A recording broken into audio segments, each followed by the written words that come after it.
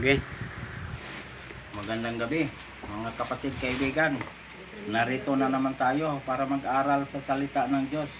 Bago tayo mag-umpisa, may hihilingin ako sa inyo. Paki-subscribe, paki-like, paki-share sa aming munting YouTube channel, Marlon Corret YouTube channel, para mapabilis pagpalaganap ang salita ng Diyos sa buong mundo at maipakilala natin ang ating Panginoong Hesukristo, ang ating Panginoong Tagapagligtas. Paki-subscribe, paki-like, paki-share. Maraming salamat po. Tayo na'y manalangin. Ama naming Diyos, narito po kami, Ama, sa gabing ito para kami mag-aral sa iyong salita. Basbasan mo po, Panginoon, ang lahat ng taga-subaybay at lahat ng taga-paginig nitong minsay nito, na sila'y makakilala sa iyo at ikaw ay tanggapin bilang Panginoon at tagapagligtas. Ito ang aming hiling at samot-dalangin sa pangalan ng aming Panginoong Hesukristo, na aming Panginoong tagapagligtas. Amen. Mga kapatid kaibigan, dito tayo mag-aral ngayong gabing ito sa Roma Kapitulo 5 versikulo 8 hanggang 12. Ito ang sinasabi dito sa versikulo 8. Subalit, pinatutunayan ng Diyos ang kanyang pag-ibig sa atin na noong tayo'y mga makasalanan pa, si Kristo ay namatay para sa atin. Pinatutunayan ng ating Diyos ang pag-ibig niya sa atin, na tayo'y mahal ng Diyos. Namatay si Kristo dahil sa ating mga kasalanan. Siya ay Diyos. Siya ay Diyos nga nagkatawang tao. Siya ay tunay na Diyos at buhay na walang hanggan. Wala siyang kasalanan. Namatay ang ating Panginoon. Dahil sa kasalanan ko, kasalanan nating lahat. Namatay si Kristo sa krus sa Kalbaryo para bayaran ang kasalanan ko, kasalanan nating lahat. Binayaran ni Kristo ang kasalanan ng lahat ng tao. Siyang nagbayad. Wala siyang kasalanan. Dugo ng ating Panginoon ang ihinugas ng ating mga kasalanan. Yan, mga kapatid kaibigan, ang pagmamahal ng ating Diyos, na tayo ay hindi mapahamak. Siyang nagbayad. Lahat ng kasalanan ng tao binayaran ng ating Panginoon. Mahal tayo ng Diyos. Versikulo 9, ito ang sinasabi rito. Lalo pa nga ngayong itinuturing tayong ganap sa pamamagitan ng kanyang dugo, ay maliligtas tayo sa galit ng Diyos sa pamamagitan niya. Inililigtas tayo ng Diyos sa galit niya sa pamamagitan ng kanyang dugo. Dahil ang kanyang dugo, ito ang ihinugas ng ating mga kasalanan. Tiyak na maliligtas tayo sa galit ng Diyos. Dahil ang kanyang dugo ang ihinugas ng ating kasalanan. Yan, mga kapatid kaibigan, mahal tayo ng Diyos. Dugo niya ang ihinugas ng ating mga kasalanan. Buhay niya ang ibinayad ng ating mga kasalanan. Kaya, mga kapatid kaibigan, ngayong gabing ito, naghihintay ang Diyos kung sino ang lumapit sa Kanya, kung sino ang tumanggap sa Kanya, para magkaroon ng buhay na walang hanggan. Manalig tayo kay Kristo.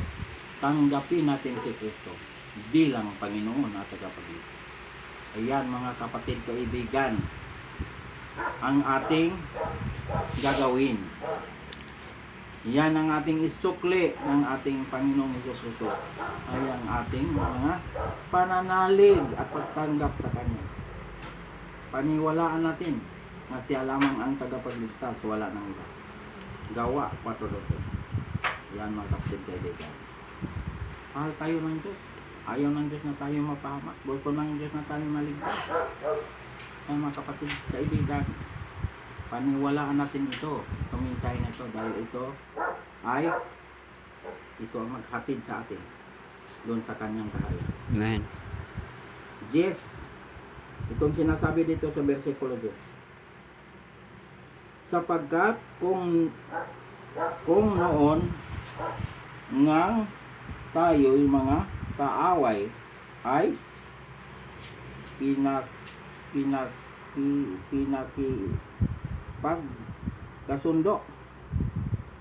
pinakipagkasundo tayo sa Diyos sa pamamagitan ng kamatayan ng kanyang anak. Lalo ngayon ipinagkasundo na ay maliligtas tayo sa pamamagitan ng kanyang buhay.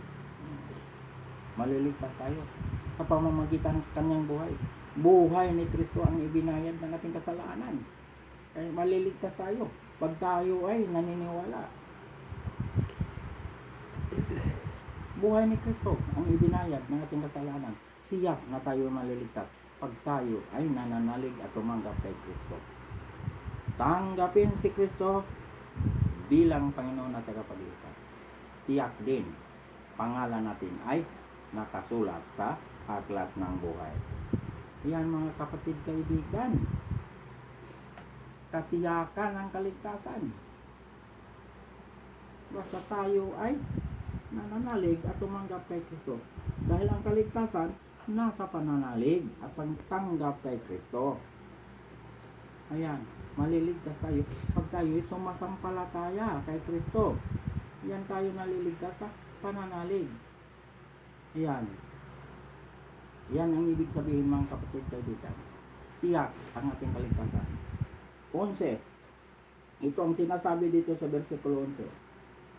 At hindi lamang gayon, kundi tayo'y nagagalak rin sa Diyos sa pamamagitan ng ating Panginoong Hesukristo, na sa pamamagitan niya'y tinamo natin ngayon ang pakikipagkasundo. Pinapagkasundo tayo sa Diyos dahil sa kanyang kamatayan. Nakabalik tayo sa Diyos dahil tayo ay nahiwalay sa Diyos dahil sa ating kasalanan. Pero ngayon pinagkasundo tayo ng Diyos sa kanyang kamatayan. Pag tayo ay naniniwala, pag tayo ay tumanggap kay Kristo, pinagkasundo tayo. Nakabalik tayo sa Diyos dahil nahiwalay tayo sa Diyos dahil sa kasalanan. Pero ngayon nga namatay si Kristo sa krus Kalbaryo, pinagkasundo niya tayo dahil tiyak ang ating kaligtasan pag tayo ay nananalig at tumanggap kay Kristo. Ayan mga kapatid kaibigan ang sinasabing pinagkasundo tayo ng Diyos. Yan. Dahil mahal tayo ng Diyos. Siya ang nagmamahal sa atin. Pero ang tao, parang hindi yata nagmamahal. Pero ang Diyos, nagmamahal sa tao. Mahal niya ang tao. Ayaw ng Diyos na ang tao ay mapahamak. Gusto ng Diyos na tayo ay maligtas. Ayan mga kapatid kaibigan. Ito ay katotohanan. Itong salita ng Diyos ay buhay. At makapangyarihan ng salita ng Diyos. Last verse, 12. Ito ang sinasabi dito sa versikulo 12. Kaya't kung paanong sa pamamagitan ng isang tao ay pumasok ang kasalanan sa sanlibutan at sa pamamagitan ng kasalanan ay ang kamatayan. Kaya't dumating sa lahat ng mga tao ang kamatayan, sapagkat ang lahat ay nagkasala. Dumating sa lahat ng tao ang kamatayan dahil sa kasalanan. Dahil ang kabayaran ng kasalanan ay kamatayan.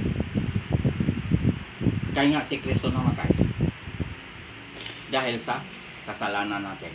Kasalanan ko, kasalanan natin lahat. Dahil ang kabayaran ng kasalanan, kamatayan. Kaya nga si Kristo namatay dahil sa kasalanan natin. Kasalanan ko, kasalanan natin lahat. Namatay sa krus para bayaran ang kasalanan ko, kasalanan natin lahat. Siya ang nagbayad. Ano ang binayad? Ang ating kasalanan? Buhay ng ating Panginoon. Ano ang hinugas? Dugo ng ating Panginoon. Kaya nga, tiyak ang ating kaligtasan. Pag tayo ay nananalig kay Kristo. Pag tayo ay tumanggap kay Kristo. Nagkaroon tayo ng buhay na walang hanggan. At pangalan natin ay nakasulat sa aklat ng buhay. Ayan mga kapatid kaibigan, ang katiyakan sa kaligtasan. Pagkatapos nating tinanggap ang ating Panginoon, ano ang gagawin natin? Pag matapos na nating tinanggap ang ating Panginoon bilang Panginoon at tagapagligtas, anong gagawin? Magbabautismo sa ngalan ng Ama, sa ngalan ng Anak, sa ngalan ng Espiritu Santo. Dahil mahalaga ang bautismo.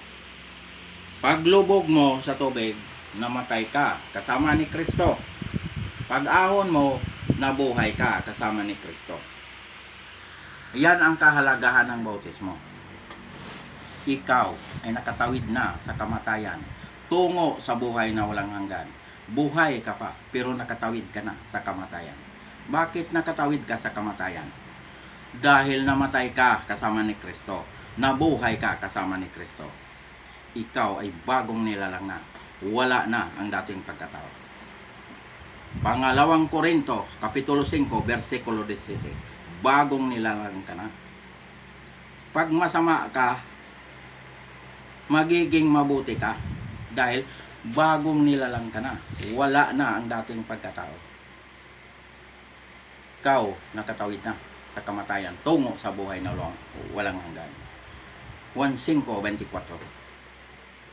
Katawid ka na sa kamatayan tungo sa buhay na walang hanggan. Buhay ka pa, pero nakatawid ka na. Tiyak ang kaligtasan. Dahil ang kaligtasan, ngayon buhay pa tayo. Pangalawang Korinto, Kapitulo 6, versikulo 2. Ngayon ang araw ng kaligtasan. Buhay pa tayo. Anong kasunod gagawin pag matapos ka na bautismo? Sundin natin ang mga utos ng Diyos. Ayan ang gagawin natin. Sundin natin ang utos ng Diyos. Huwag natin lapaslanganin ang utos ng Diyos. Huwag natin itakwe. Huwag natin burahin ang utos ng Diyos.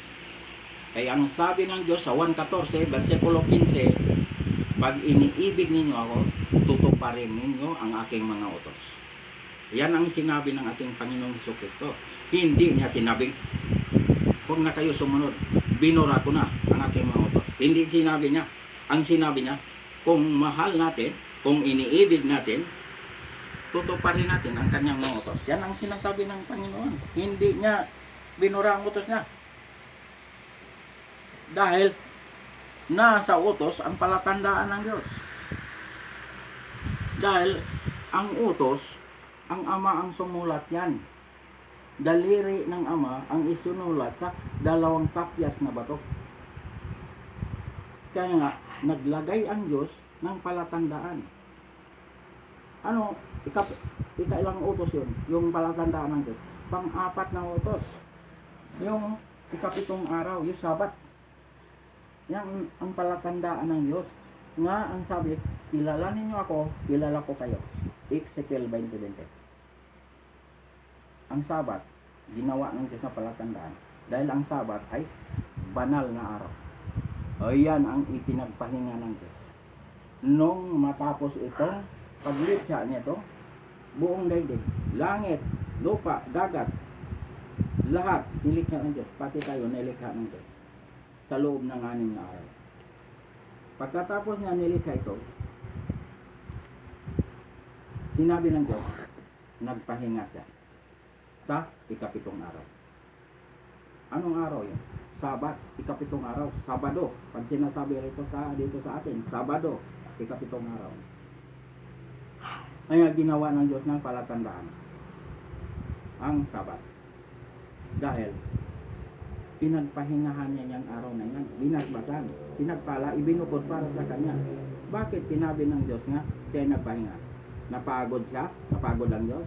Hindi napapagod ang Diyos dahil ang Diyos ay makapangyarihan. Kaya sinabi niyang nagpahinga siya para tayong kanyang mga nilalang, mga hinirang, mga anak magsamba sa kanya. Ibig sabihin ng pahinga, hindi natutulog. Sambahin natin siya sa espiritu sa katotohanan. Yan ang gusto ng Diyos. Kaya naglagay ang Diyos ng palatandaan, ang Sabat. Kaya nga, sa bagong langit, sa bagong lupa, may samba ron. Saan mabasa?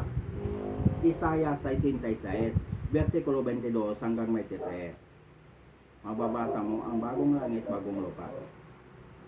Versikulo 23, mababasa mo ang araw ng pamamahinga or Sabat. Ayan ang mababasa mo. Dito sa Biblia ang hawak ko, ang nakalagay dito ay Sabat. Lahat ng bansa pupunta ron para sumamba sa Diyos. Mukhaan, harapan, makikita natin ang Diyos natin sinasamba. Lahat ng bansa ang sinabi. Hindi lang Israel, hindi lang mga Hudyo ang sumasamba ron. Lahat ng bansa pagligtas. Pero pag hindi ligtas, pangalan na hindi nakasulat sa aklat ng buhay, hindi makapagsamba ron. Dahil ang mga pangalan na hindi nakasulat sa aklat ng buhay, hindi makapasok ron, hindi makapunta ron. Dahil iba ang destinasyon ng mga pangalan na hindi nakasulat sa aklat ng buhay. Ang destinasyon nun ay lawa na apoy. Ang lawa na apoy, yun ang pangalawang kamatayan. Yun ang impyerno. Ayan, yung mga taong hindi nakikinig sa salita ng Diyos, hindi naniniwala, hindi tumanggap kay Kristo. Kaya nga wala ang pangalan niya sa aklat ng buhay. Pero tayong naniniwala, tayong mga tumanggap kay Kristo, nananalig kay Kristo, pangalan ay nakasulat sa aklat ng buhay. Makapagsamba tayo ron. Magkita tayo ron. Basta kayo naniniwala. Di ko kayo nakita, pero doon tayo magkita. Sa bagong langit, bagong lupa, nga pinagharian ng katarungan. Basta kayo naniniwala. Basta kayo tumanggap kay Kristo. Tiyak, magkita tayo ron.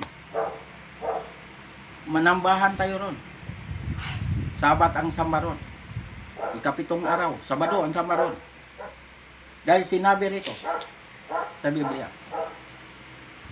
Kaya mga kapatid, kaibigan, paniwalaan natin ito. Dahil ang salita ng Diyos ay buhay at ito'y katotohanan. Dito pa lang sa lupa, tinuturoan tayo ng Diyos. Lahat itinuturo ng Diyos. Kaligtasan, tinuturoan tayo. Si Jesucristo ang tagapagligtas. Bautismo, tinuturoan tayo. Kautusan, tinuturoan tayo. Araw ng gusto siyang sambahin, tinuturoan tayo. Ikapitong araw, Sabat. Yan ang tinuro ng Diyos. Sa bagong langit, bagong lupa. Wala na tong lupa na to, wala na tong langit na ito. Dahil binago na ng Diyos. Pati ito katawan ko nabubulok, palitan ito ng katawang hindi na nabubulok, wala nang kamatayan. Kahit kailan hindi na mamatay. Kaya nga doon tayo, mga kapatid kaibigan, napakaganda roon. Dahil hindi na tayo mamamatay. Wala na tayong problema dito. Napakaraming problema dito sa mundong ito. Pero doon natin matagamtaman ang sa Bisaya pakalipay, sa Bisaya, pero sa Tagalog kasayahan. Doon natin makita doon. Makita natin ang kasayahan doon dahil nandyan kasama natin ang Diyos, makausap natin ang Diyos. Mga kapatid kaibigan, ngayong gabing ito, pag kayo'y tumanggap kay Kristo, buhay niyo mayroon ng buhay na walang hanggan. Pangalan nakasulat na sa aklat ng buhay. Ang Panginoon, mahal niya tayo. Ayaw ng Diyos na tayo mapama. Hanggang dito na lang tayo.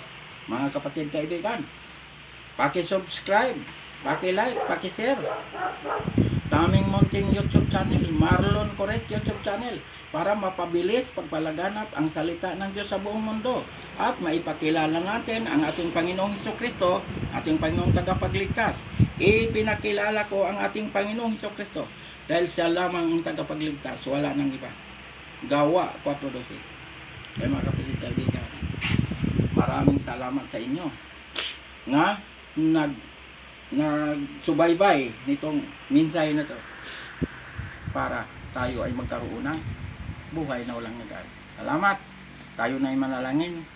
Ama naming Diyos na makapangyarihan sa lahat, salamat po Panginoon sa mga salita mo na may napag-aralan ngayong gabing ito. Basahan mo po Panginoon ang lahat ng taga-subaybay at lahat ng tagapakinig nitong minsay na to, na sila'y makakilala sa iyo at ikaw ay tanggapin bilang Panginoon at tagapagligtas.